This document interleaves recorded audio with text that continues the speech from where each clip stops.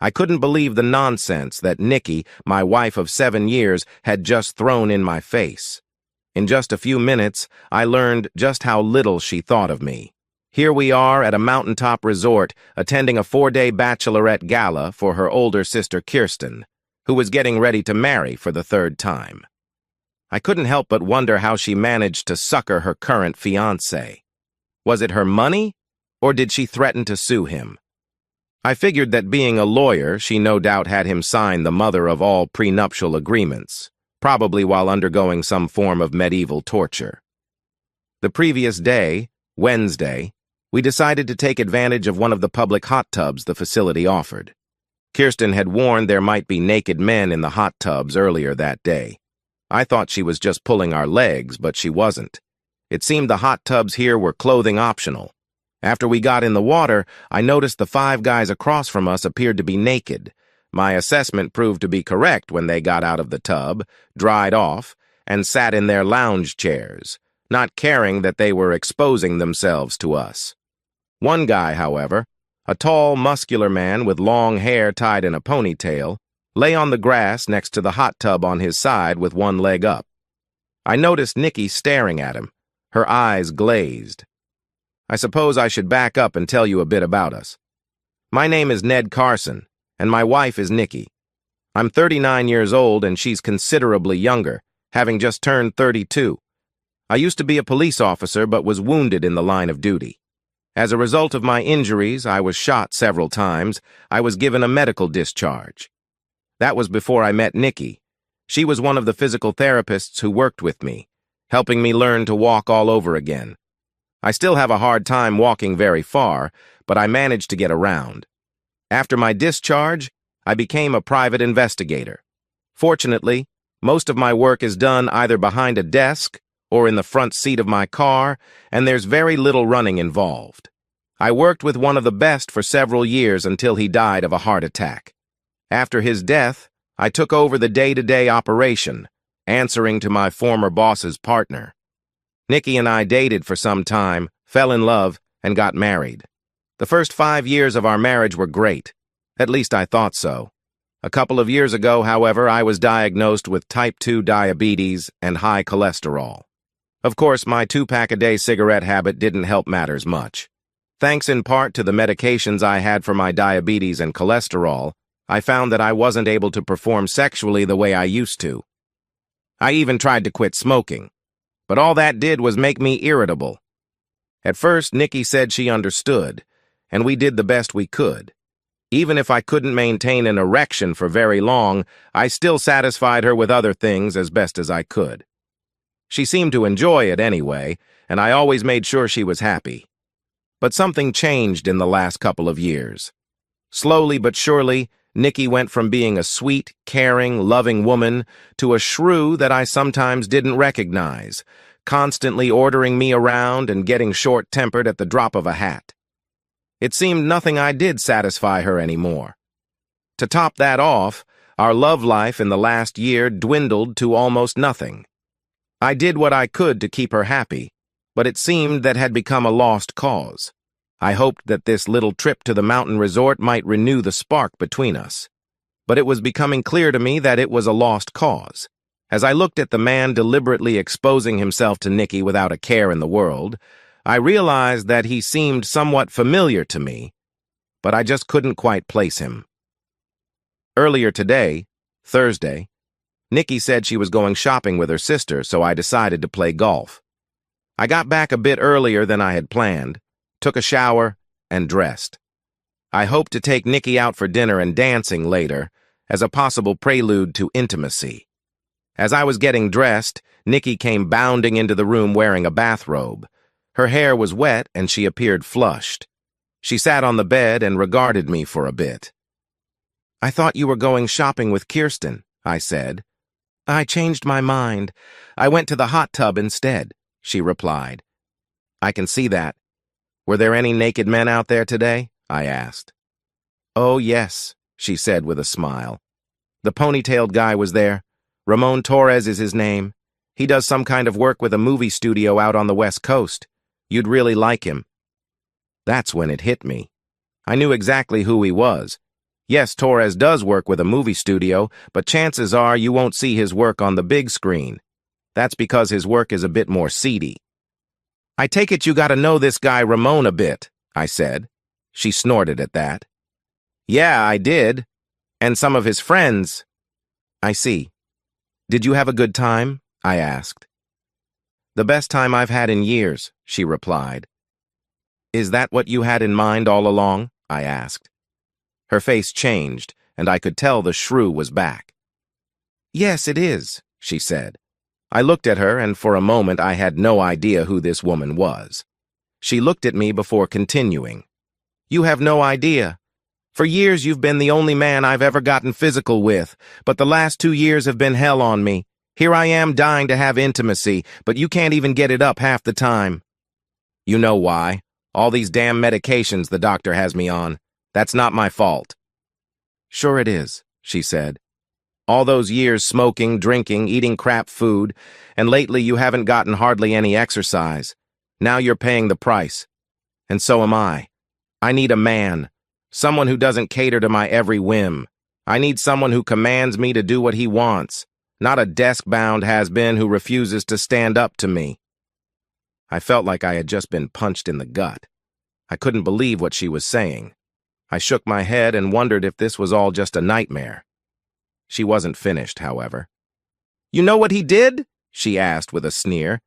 He ordered me to get naked right there in front of them all. And did you? I asked. Of course I did, she said. And did you have intimacy with them as well? I asked, already knowing the answer. She snickered as she tossed the robe off.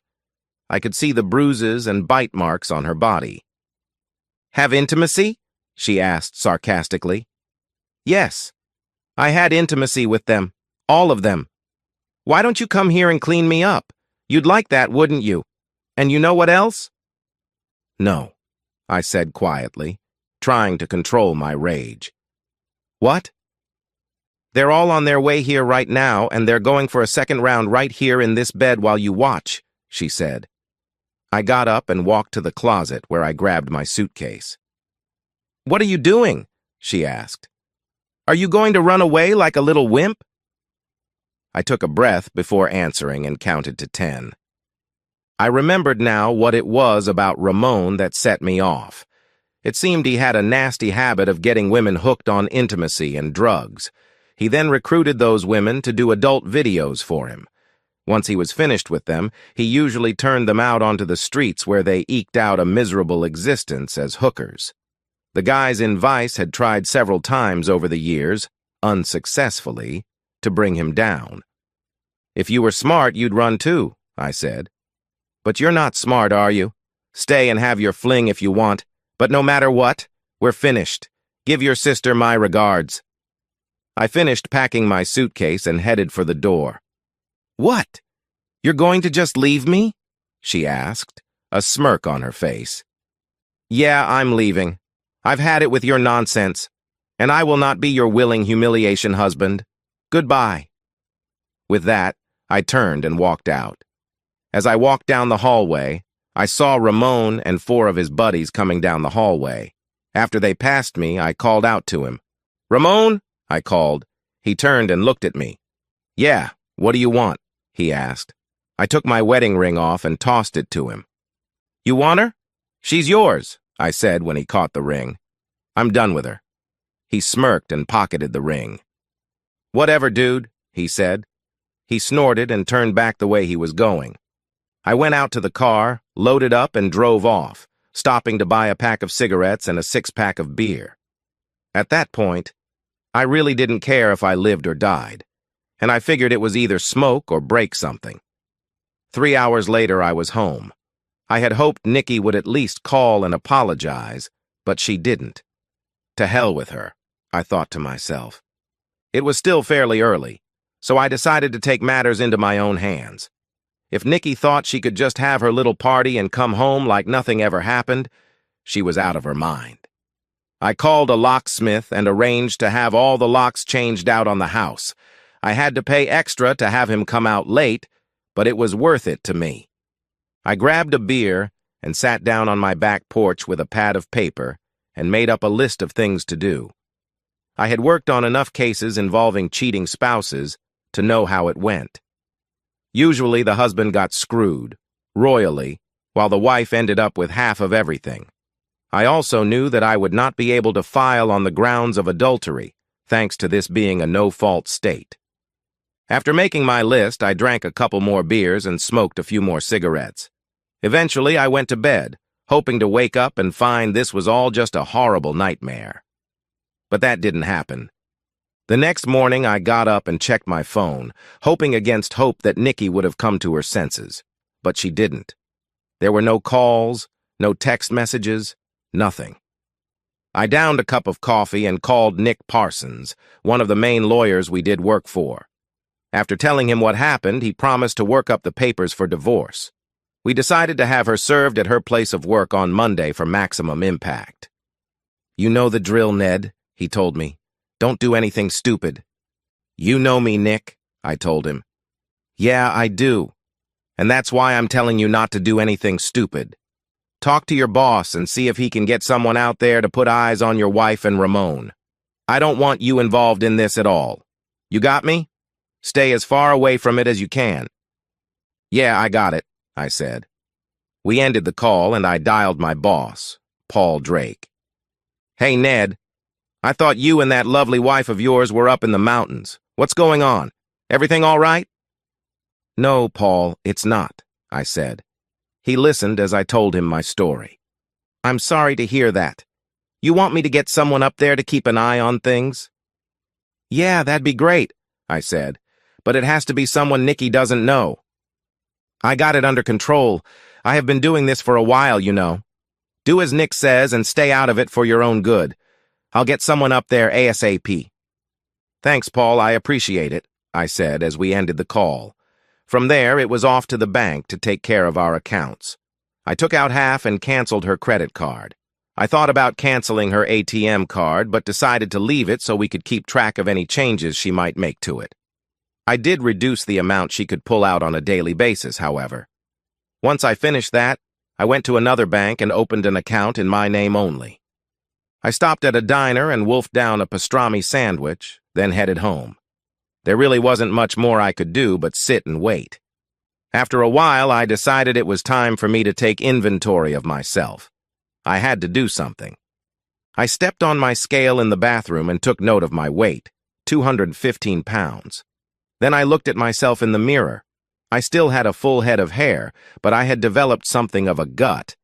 And the muscles I used to have when I was in uniform had mostly turned to flab. No wonder Nikki didn't want to have intimacy with me anymore, I thought. Hell, I wouldn't want to have intimacy with me at this point.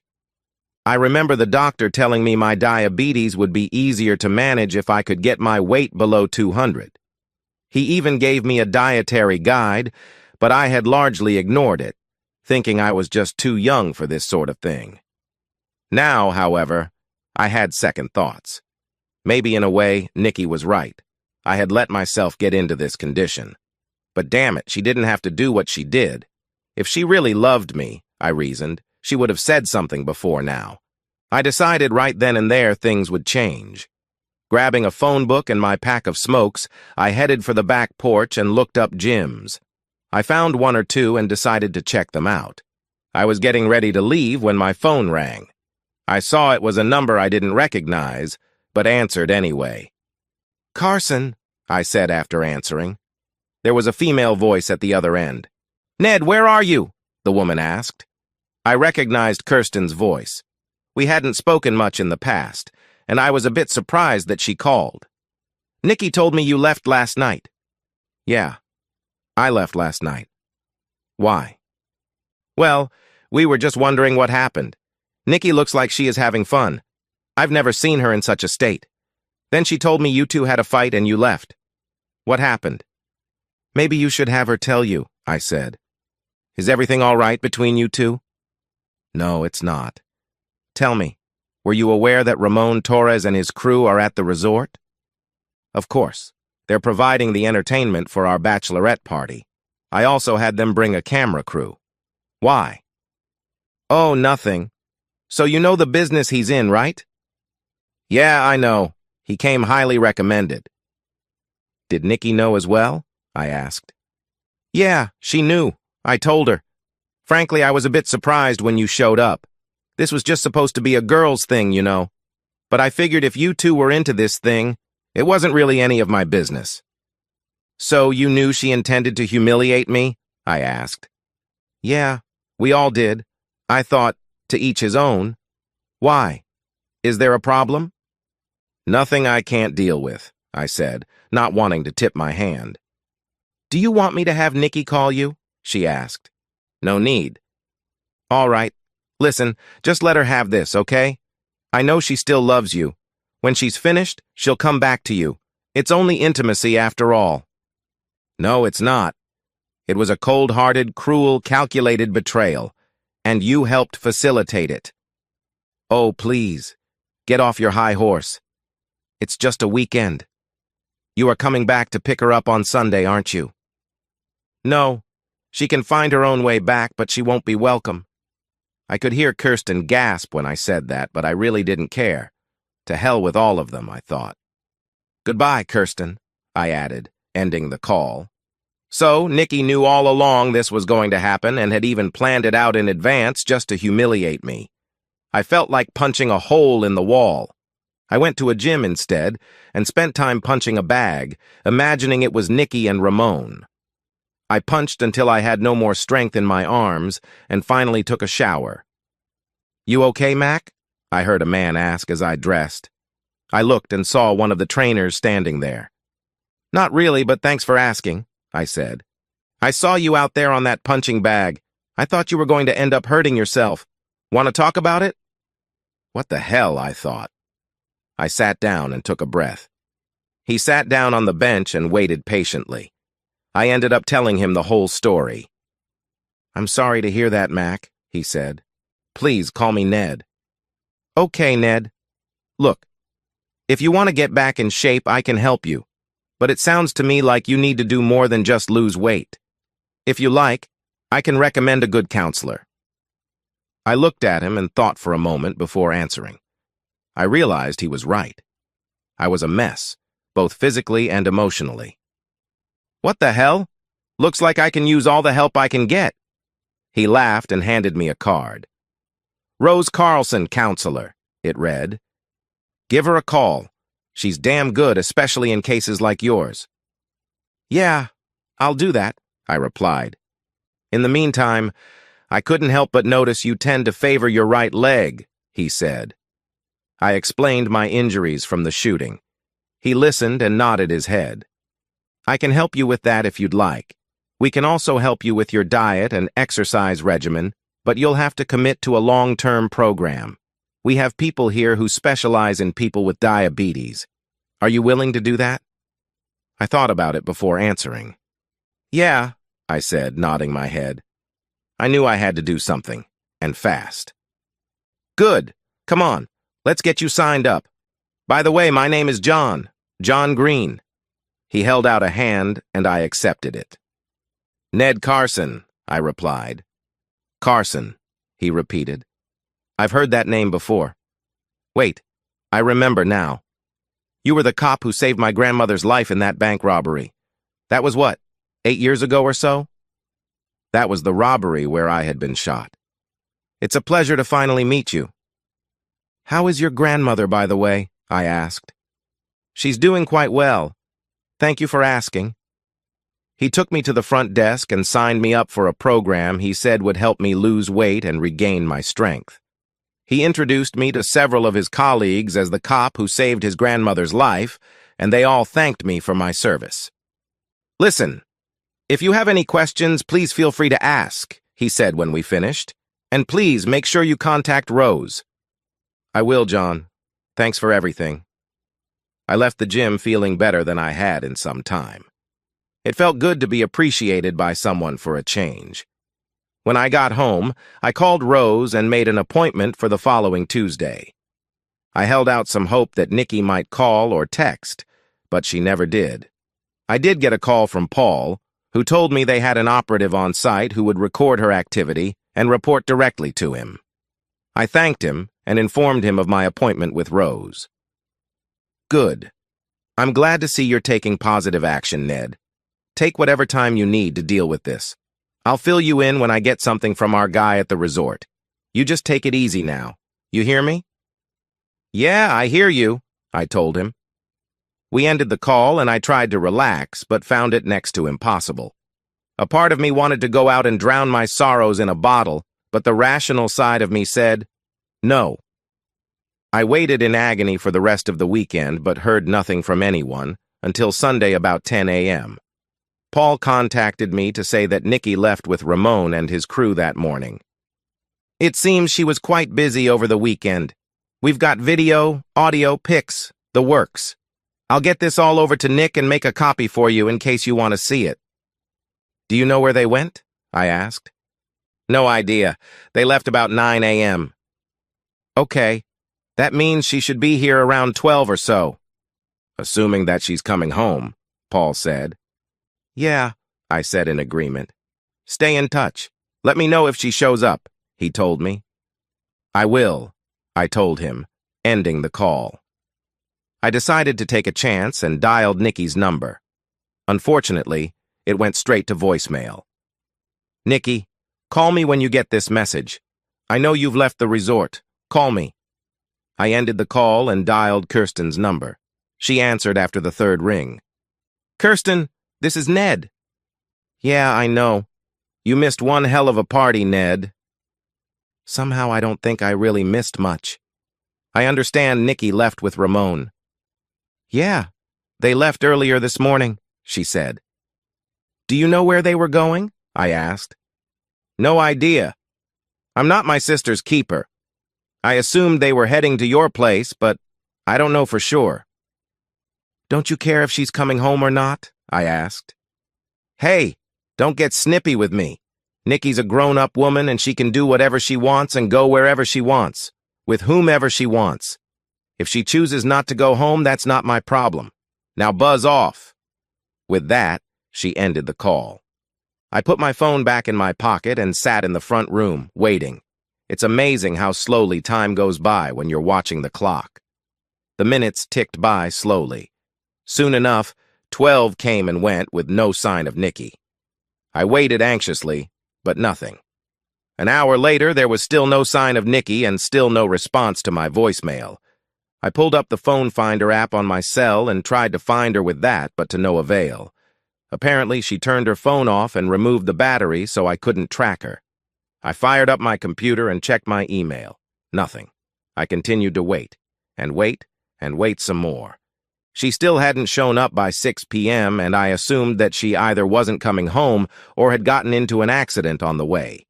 I reached out to Paul, who made some calls only to learn that she hadn't been checked into a hospital, and as far as he could tell, hadn't been stopped by police along the way. I had an idea and went back to my computer. I figured that if she had used her ATM card, I would see it reflected on our account. Pulling up the online register, I saw a $200 withdrawal had been made at an airport fairly close to the resort at about 9:45 a.m. That was the daily limit I had set her card to on Friday. Based on that bit of information, I figured she decided to fly off with Ramon and his gang, but to where? Opening up another browser window, I checked for flights out of that airport and saw one that had left for Los Angeles at 11. I also saw flights for Miami, San Francisco, Dallas, and Seattle at about the same time. I knew Ramon was based on the West Coast, so I figured that was where she was headed, but I wouldn't be certain until she used the card again. I called Paul and filled him in. I guess we'll have to wait until she uses her card again, he said. That won't be until sometime tomorrow at the earliest, and she could be anywhere by then.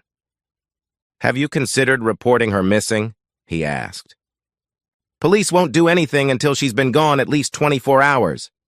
Then there's nothing we can do but wait, he said.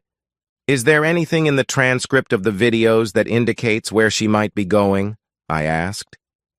I suppose if we comb through it line by line, we might be able to find something. You want to try tackling that? I've got to do something. There has to be something that indicates where she's at. All right, come on over to my place and we can start going through it if you want. But I gotta tell you, what I've seen of this isn't pretty. he said. I don't care about that. I need to know where she's going or if she's even coming back. Well, come on over then, he said. We ended the call, and I drove to Paul's house as fast as I legally could. When I got there, his wife, Donna, answered the door and let me in. Can I get you something to drink, Ned? Coffee, maybe? Or would you prefer a beer? She asked. I need my wits about me. Coffee would be perfect, please. All right. Paul's in his office, so go right on in. I went into Paul's home office and saw him reading through a fairly thick set of papers. He looked up when I came in. Come in, Ned. Here, take this and see what you can find. He handed me a thick sheaf of papers and I sat down to read through them. He was right. This wasn't pretty at all. Most of it was Nikki begging to be destroyed faster, and there was a lot of commentary from Ramon and his gang regarding the quality of her body. Most of it was pretty sickening and juvenile in my opinion. I also couldn't help but notice the obligatory abuse heaped upon me by Nikki and her lovers. Too bad your loser husband was too chicken to stick around, Ramon said. Yeah, well, that's his loss, Nikki said. He's never touching me again. He gave me his ring on his way out, Ramon told her. Said you were all mine now and he was through with you. Maybe I'll pee on it for old time's sake, she said. At that moment, I wondered what it was I had ever seen in her. Good riddance to bad garbage, I thought. We kept looking through the transcripts trying to find a clue. Suddenly, Paul yelled out, Wait, I think I found something. What? I asked. This was late Saturday night, about 11:45 p.m. Here, read this. Tell me what you think. I took the transcript from him and began reading a few lines above where he indicated to get better context. God, this is the best body we've had in a while, boss, said one of Ramon's flunkies. We could make a ton off this body. Think so? Ramon asked. Oh, yeah, another flunky said. What about it? You up to making some real money with this fine body of yours? I'm not that kind of girl, Nikki said. Nah, baby, I'm talking movies, online videos, Ramon said. You got a killer body and a pretty face. All you gotta do is what you're doing right now. You're a natural at this. I've been thinking of a whole new line of humiliation videos and you'd be perfect. Yeah? When would I get to start? She asked. We can leave right after the party here if you want. We'll set you up with a nice apartment in L.A. and you work strictly for me. Of course, I get a cut of everything, but you could make a hell of a lot of money if you do enough videos. Can I get more of that white stuff you gave me earlier and some of that ecstasy? She asked. All you want, baby. You mean I get to do this and I get paid and I get to humiliate losers like Ned? That's right, Ramon said. Count me in, she replied. What about your loser husband? One of the flunkies asked. You gonna tell him? Forget him. He's history. He'll never see me again. When do we leave? Tomorrow morning, Ramon said. We leave here at 9 a.m., go to the airport, then fly out west. Let's do it, she replied. I handed the transcript back to Paul. We got this on video? I asked him. Yeah, let me just get the disc and cue it up, he said. He pulled out one of the discs and inserted it into his computer, then started the video, forwarding it to the timestamp in the transcript. He looked at me before starting. You ready for this? He asked. Let's get it over with, I said. He started the video, and I could see it was taken through the window of the room Nikki and I had. Ramon was next to her, and they were surrounded by his flunkies, one of whom held a camera. Next to them was a tray holding a few lines of what looked like coke.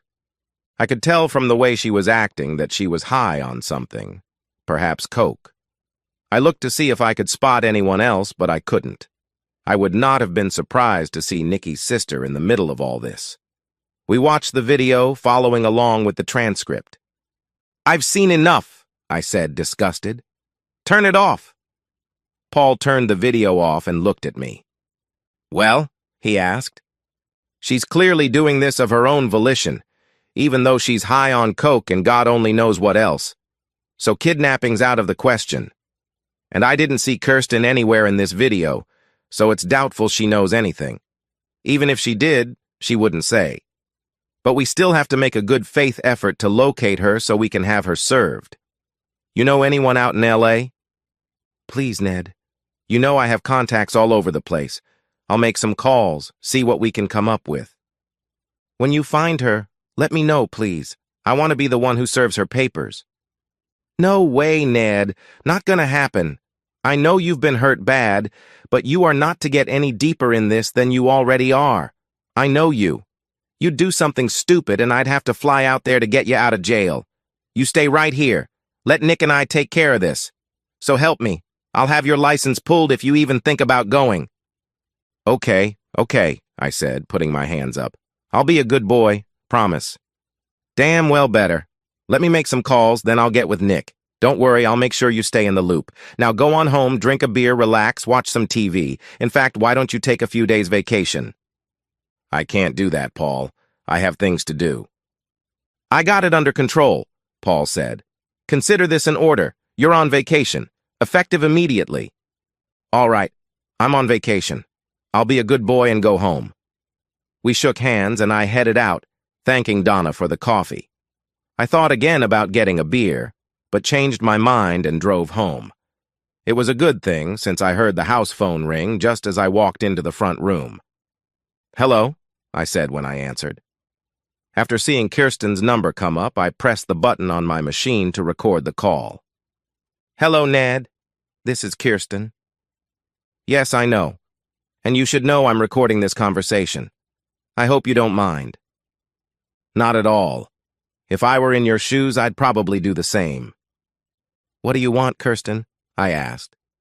I just heard from Nikki. She's asked me to represent her in the event you file divorce papers against her. Do you know where she is? I asked. She tells me she's in Miami at the moment, but she'll be moving around a lot and probably won't be back anytime soon. Miami? I asked. I knew she was either lying or had been lied to. That's right. At least that's what she said. She tells me you will probably divorce her. Is that true? Papers are being drawn up as we speak, I replied. When they're ready, have them sent to me. I'll email you my address. I'll pass that on. Did you know she intended to leave me to be an adult video actress for Ramon Torres? No, Ned, I didn't. I know you don't think too highly of me, but that's the God's honest truth.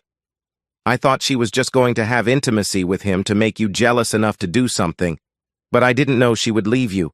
I was shocked when she told me. I happen to know you're basically a good man, Ned, so please accept my apologies. Did you know about the drugs he used on her? The coke and ecstasy? Well, I knew about the ecstasy, but not about the coke. We all took some of the ecstasy that night, but I saw no coke. You know what he does to the girls he recruits, right? I asked. He makes adult films. He decided to start a new series featuring more women like Nikki. But I didn't know he had his sights on her. You didn't answer my question, counselor. Do you know what he does to them? I'm not following you, she said. Don't play dumb with me, Kirsten. He uses them up, burns them out, then tosses them to the streets where they're forced into street work to get their next fix. That's what's in store for your sister. How long do you think she'll last? Is this concern on your part? She asked. Oh, please. As much as I hate her right now, I wouldn't wish that on anyone. Not even you. Where's your concern for your sister? Not that it's any of your business, but I'll take her in myself before I let that happen to her, she said. Make sure she knows that. From what I know about him, he'll probably be done with her in 5 years. Maybe less. I hope you have a spare room handy. You don't need to worry about the size of my accommodations. All I need to know is what you're going for in your divorce, she answered. You'll find out soon enough, counselor. Very well. Is there a message you wish me to pass on to Nikki? No, I have nothing to say to her at the moment. Well then, I guess we have nothing further to discuss, Ned. Again, I'm sorry this happened. Have your attorney send the papers to me directly. Any communication will be through us. Goodbye, Ned. We ended the call and I stopped the recording. I called Nick and told him what she said. Representing her own sister? after facilitating her actions? Wow. Isn't that unethical? I asked. No, not at all, Nick said. But in my humble opinion, it doesn't look very good. We'll send Kirsten a copy of the papers, but I want to see if we can track your wife down and serve her personally. There's too much of a chance Kirsten will conveniently not get the papers to her sister, then argue that she was never properly served. You think she'd actually do that? I asked. Oh, yeah. You'd be amazed at some of the things I've seen her do.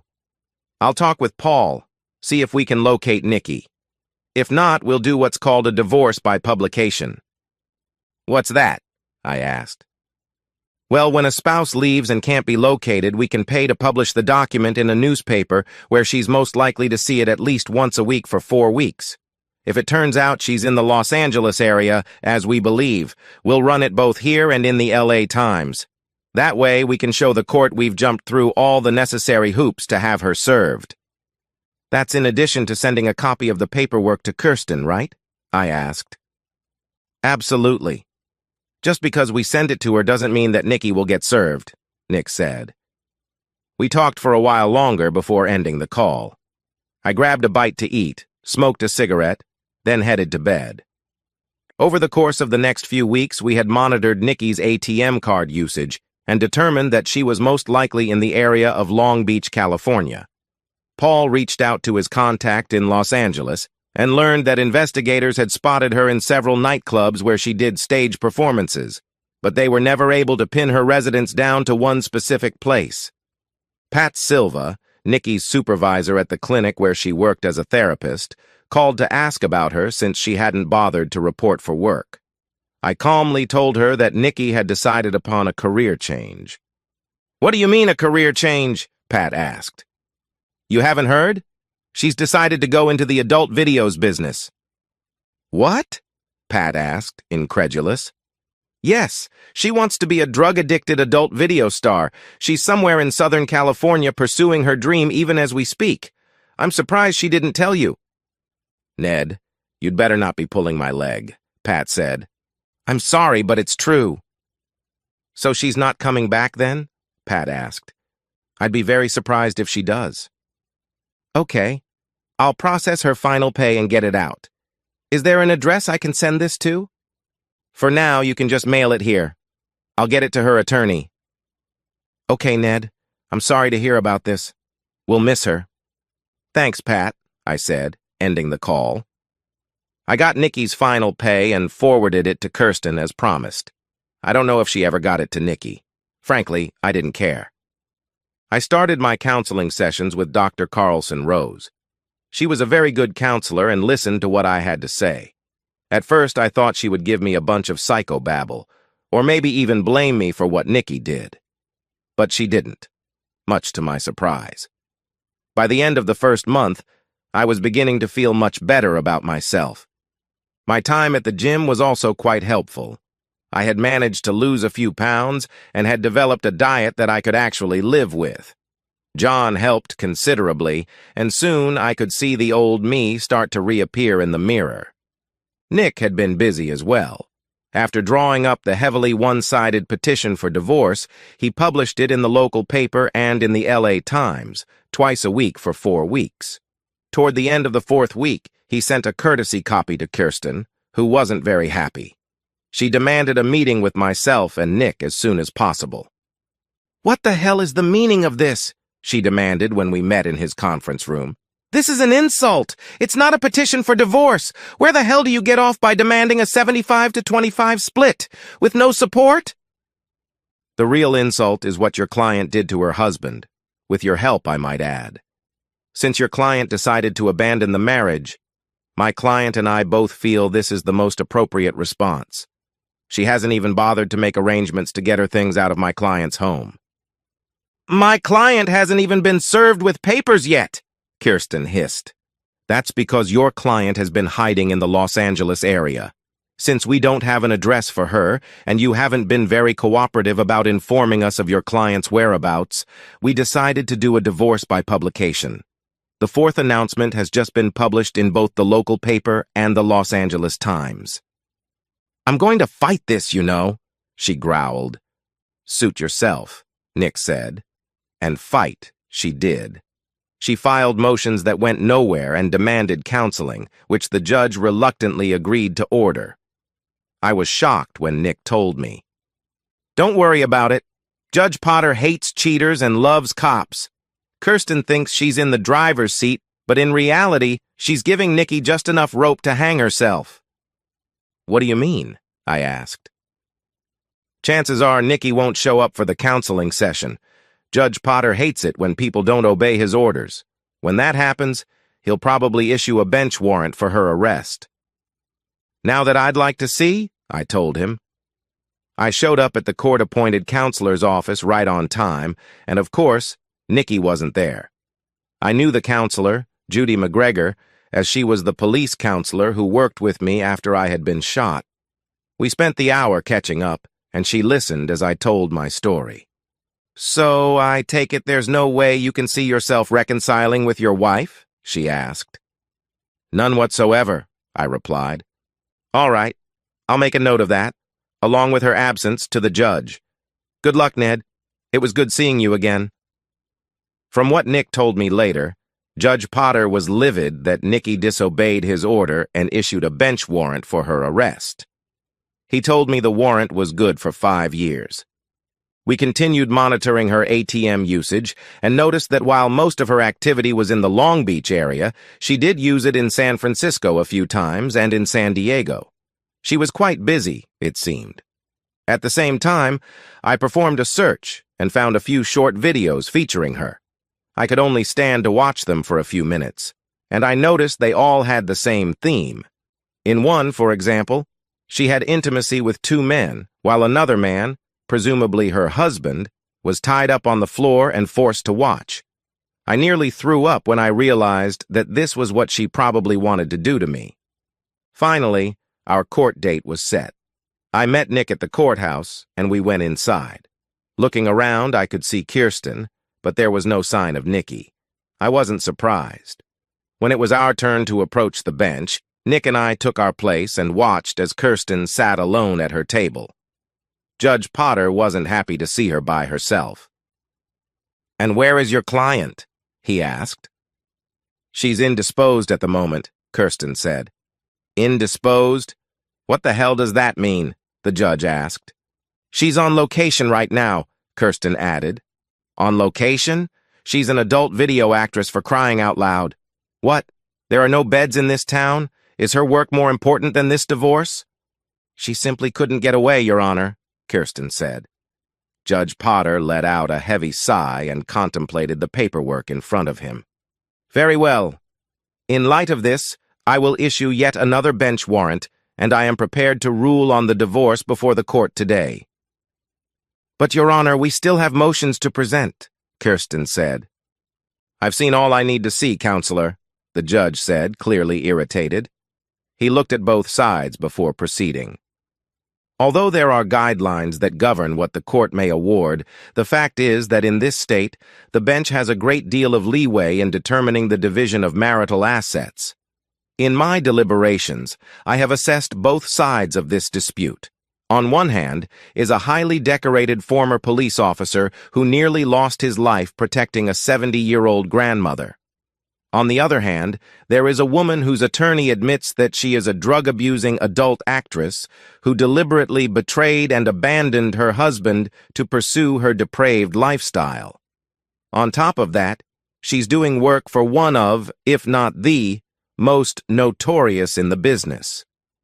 And from what I understand, Counselor, you had a hand in facilitating some of your client's activities. I must say that disturbs me greatly. I consulted with the state bar, and they tell me there are no ethical violations, although you came awful close to crossing the line. I advise you to be more careful in the future. After reading all the filings and the counselor's report, I feel I have no choice but to grant the plaintiff's petition for divorce as filed," he said, pounding his gavel. "Good luck, Mr. Carson, and thank you for your service to this community," he added. I looked at Nick in surprise. "Did we just win?" I asked. He smiled as he looked at me. "We sure did," he said, shaking my hand. "Congratulations, Ned. You're a free man now." Kirsten gathered her things and walked over to us. "Congratulations, Ned," she said, extending a hand. "You got your pound of flesh. I hope you're happy now." I accepted her hand and shook it. I knew that losing a case like this wasn't easy for her. "No, I'm not happy. I haven't been happy for quite a while." I pulled a DVD out of my briefcase and handed it to her. "You once said if I have anything to pass on to Nikki to let you know. Here's my final message to her. You can look at it if you wish, I don't care. I also have a cashier's check for her portion of our account. I closed it out late yesterday afternoon." "I'll get this to her," she said quietly. "What's on the DVD, by the way?" "Nothing much. Just a little message for her." In fact, it was more than just a little message. The previous day, I pulled a 50-gallon drum into the backyard and set up a camera on a tripod. As the camera recorded, I filled the barrel with all of the clothes she left behind, including her $2,500 wedding dress, all of the pictures I had that included her image, and a number of little trinkets she had collected over the years. I even broke up the wedding portrait that hung over our bed and crammed it into the barrel. I doused everything in the barrel with lighter fluid and set it on fire. As it burned, I spoke into the camera. "Nikki, there was a time when I would have taken a bullet for you. I loved you with all my heart the whole time we were together, and I had hopes that we could have grown old together. Unfortunately, you had other plans, so that's not going to happen. I've seen some of your work online, and I can't help but think that's what you intended to do to me. That's not going to happen either. Don't ask if we can ever be friends. Friends don't do what you've done. And don't ask if I'll ever forgive you, because I won't. I only hope that one day you wake up and smell the coffee before it's too late." "Goodbye, Nikki," I said before walking away, leaving the camera to record the final destruction of everything she left in the house. Life went on post-Nikki. I redecorated the house, exercising everything that even reminded me a little bit of my ex-wife. I continued my counseling sessions with Rose and worked out at the gym 3 days a week. I even followed the diet plan we put together and tossed my cigarettes in the trash. A couple of months later, I weighed myself and found that I was now 185 pounds. I still had a ways to go, but I was feeling better than I had in a long time. The only thing I lacked was the female companionship I once had with Nikki. Then it happened. I was at the local market buying some groceries when I ran into her. Literally. It was an accident. I wasn't watching where I was going and bumped into her with my cart. When I realized what I had done, I apologized profusely and came face to face with the most lovely smile one can imagine. Talk about being disarmed. For a second, I forgot to breathe. Then I introduced myself and noticed she wasn't wearing any rings. She accepted my apology and told me her name was Brenda Wilkins. We got to talking, and somehow I managed to invite her out to dinner. Much to my surprise, she accepted. As it turned out, Brenda was a widowed doctor. Her husband and young son were killed in an auto accident a few years before as they were returning from a father-son camping trip. I offered my condolences and told her about my divorce from Nikki. Somewhere in all that, I mentioned my diabetes and what the medications had done to me. She nodded her head in understanding. "I've run into that before," she said. "Listen, why don't you come by my office with your meds, and let's see what we can do about that." I made the appointment and brought in all my medications. She was shocked when she saw everything. After taking some blood, she suggested making several changes, and I could feel the difference almost immediately. Of course, she explained my diet and exercise had a lot to do with it, and giving up the cigarettes was a huge help. The first time we slept together, I felt like a whole new man, and for the first time in over 2 years, I felt content. The next morning, when I woke up to Brenda's pretty face, I knew there was no way I could give this up. She smothered my face with kisses when I asked her to marry me. After the wedding, we sold our homes, pooled our money, and bought a new home in a recently developed tract. We both decided that it would be nice to have a fresh start with nothing to remind us of the past. A little more than a year after we married, Brenda gave birth to twins, a boy, Christopher, and a girl, Julie. Life went on in the Carson household, and I found that I enjoyed being a father. One day, about 10 years after we married, there was a knock on the door. I opened the door and saw Kirsten standing on the porch. She looked like she had been through a ringer. "Ned, it's good to see you again," she said. "Good to see you, Kirsten. Please, come in." She walked in and looked around. I invited her to sit down and introduced her to Brenda and the kids. "So, what brings you here, Kirsten?" I asked. "It's Nicky. You were right about Ramon." "Oh? What happened?" I asked. "It took about 5 years, but he eventually used her up just like you said he would. She ended up on the streets turning tricks to support her habit. Unfortunately, women her age don't fare too well on the street for very long. She managed on her own for quite a while, but she eventually ran out of money and became homeless. She was found unconscious in an alleyway and taken to a rehab center. I found out a few months ago and had her brought here. She's got cancer and it doesn't look like she'll last much longer." "I thought you said you'd never let her get to that point. What happened?" I asked. "We lost touch with each other about 6 years ago. The authorities in Los Angeles contacted me and I flew out to see her. She doesn't look good." "I'm sorry to hear that. So, what do you want from us?" I asked. "She wants closure. She wants to see you one last time. I know you don't think too highly of her or for me, but I was hoping you could find it in your heart to see her one last time. Please." This was new, Kirsten asking for a favor. I looked at Brenda and saw concern on her face. "What do you think?" I asked her. "Kirsten's right, dear. She needs closure. And frankly, so do you." "How bad is the cancer?" she asked Kirsten. "It's bad. It's spread through most of her body by now. Doctors said if they had caught it much earlier, they might have been able to deal with it, but it's too advanced by now. They say she could live another few months or another few hours." "Okay, I'll go see her," I replied. "I'll come with you," Brenda said. I agreed and pulled out my phone to arrange for a babysitter. Carla, a teenage girl who lived next door, often sat for us and happened to be available. After she arrived, Brenda and I left, following Kirsten. When we got to the hospital, Kirsten showed us to Nicky's room. I was shocked when I walked in. I didn't even recognize her. There were a number of tubes going into her thin, frail body, and her face was blotchy and discolored. It was as if all the beauty she once possessed had been sucked right out of her. She opened her eyes as I stood next to her bed. "Ned?" she croaked as a tear fell down her face. "Is that really you? You look so good." "Yeah, it's me, Nicky," I said. "Oh, Ned, I'm so sorry. I messed up so bad. I messed everything up. I know you said you'd never forgive me, but I'm begging you.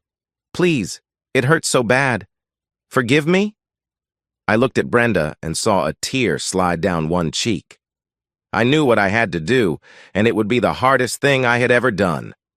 I sat down and took one of her hands. It felt cold to the touch. "It's all right, Nicky. I forgive you." She broke down sobbing and grabbed my shirt with her other hand. I held her and let her cry on my shoulder. A few minutes later, a nurse came in, looked at her chart, and injected something into her IV. "This will help her get some sleep," she said before walking out.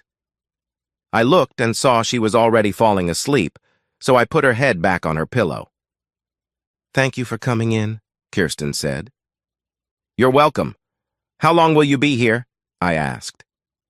"I'm staying until the end," she said quietly. "I've got my laptop and I'm working remotely. I've already made all the arrangements.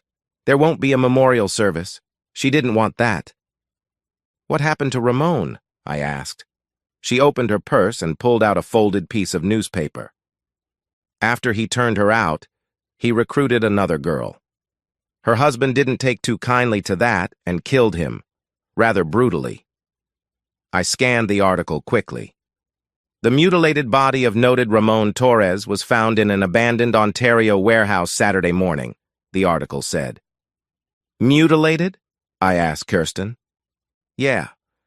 From what I was told, his Johnson was cut off and shoved in his mouth before he was decapitated. His arms and legs were cut off and he was disemboweled. Ouch! And they know for a fact it was the husband who did it? I asked. Yeah. He was seen walking away from the warehouse waving one of Ramon's arms. The jury found him not guilty based on temporary insanity. I can understand that. I felt like doing that to him myself. I'm sorry, Ned. For everything. Yeah, I said quietly. For what it's worth, we both felt bad after we watched that video you gave me. I never thought too much about having intimacy outside my marriage until I saw that video. Until then, it was just something I did to get my own gratification. After I watched that video, I had a change of heart. I never really understood how much it would hurt to be cheated on. Or how expensive it could be, she added, glancing at Nikki. Thanks to you, I'm not the same woman I was 10 years ago. I'm glad to hear that, Kirsten, I said. Take care of yourself, Ned, she said, giving me a hug. And take care of my former brother-in-law, she told Brenda, hugging her. Count on it, Brenda said, hugging her back. We left and went back to the car. You all right? Brenda asked as we buckled our seatbelts. Yeah, I'm fine, I said as I started the car. Karma. I guess it really can come back to haunt you, I thought as I headed home. And so, we've reached the end of today's story. Was it what you expected, or did it take a twist you didn't see coming? I'm curious to hear your thoughts. Share them in the comments below, and let's get a conversation going. If this story kept you hooked, make sure to hit that like button. And if you're new here or just haven't subscribed yet, now's the perfect time to join our community. I bring you fresh, captivating stories every day, so click that subscribe button and turn on notifications so you never miss out. Thanks for watching, and I'll see you in the next one.